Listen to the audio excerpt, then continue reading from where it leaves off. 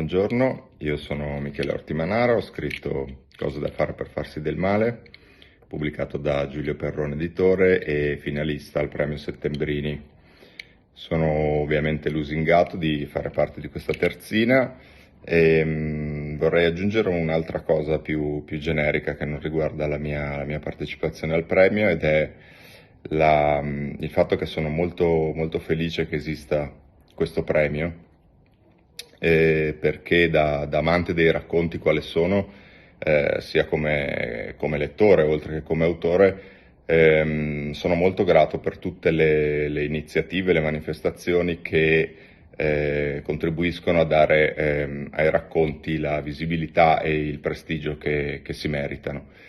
Quindi ringrazio il Premio Settembrini, saluto tutti voi e ci vediamo il 15 novembre per la serata di premiazione.